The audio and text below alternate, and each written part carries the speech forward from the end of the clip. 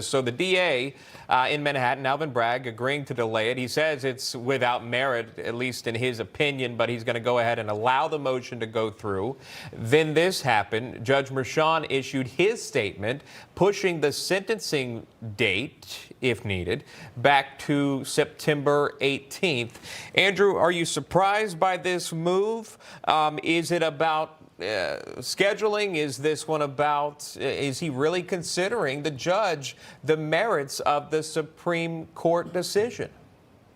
Well, the issue of immunity has always been a blaring issue with any of the prosecutions that have gone on with Donald Trump. So the fact that the Supreme Court earlier this week essentially granted that immunity, something that our country has recognized inherently for nearly 250 years. Never before have we seen an opposing party try to prosecute a former president. So the left's kind of outrage over this, I think, is totally disingenuous, given that nothing like this has ever happened, despite the fact that there have been plenty of presidents who have walked the line on essentially the criminal code. Now, in New York itself, I think Judge Merchan is not going to take very favorably to the issues raised. He'll find all sorts of legal avenues out of this, but that could go up on appeal, and that appeal could stay the sentencing perhaps even beyond the election itself. Let's talk about the timeline, right? It was supposed to happen July 11th. That was pushed back. So now it'll take place after the RNC, where Trump will be officially nominated to represent the Republicans. And now with the September 18th deadline, Thane, that'll be even after the second presidential debate, if it actually happens on September 10th. Yeah, and then, we've always been told that the closer we come to the election, the more as a matter of judicial policy and of the Justice Department and even state courts to recognize if there's an election coming up, we don't interfere with the election. We let the people make their decisions without this being in the background.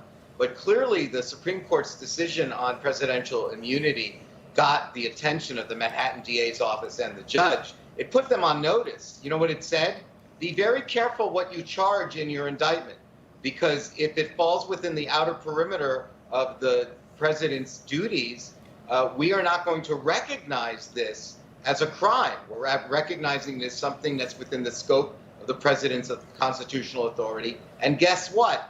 Even if you're submitting evidence that was created during the presidency, that too could be tainted. So that means Hope Hicks's testimony, forget it, shouldn't be in there.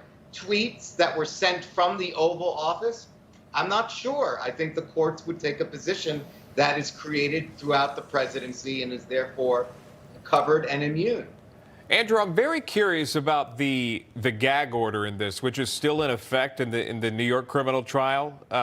We know that to still be in effect. We assumed it would be until the sentencing date, which would have been July 11th.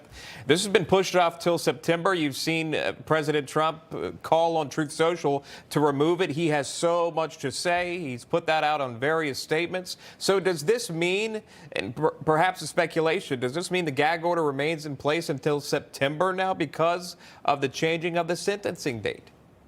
Portions of the gag order will remain in effect. Now, Judge Merchan has loosened the requirements on the gag order, now only essentially protecting him and his staff, as well as the prosecutors, as well as Judge Merchan's daughter. So there are abilities now for Trump and the rest of his legal team to attack essentially the witnesses who testified, but it's still very limited. And we have to keep in mind how biased Judge Merchan has been through all of this. So the fact that we are at a point where there is going to be reasonable arguments that are heard before the New York court, I think is very fair. But there are still grave concerns about the fairness of Judge Merchan, his ability to come out with a decision on this very important issue that is favorable for President Trump. But more than that, that doesn't happen or interfere with the election. I think that we are very quickly approaching that deadline where courts should not be hearing any further criminal actions and should be punting that till after the election.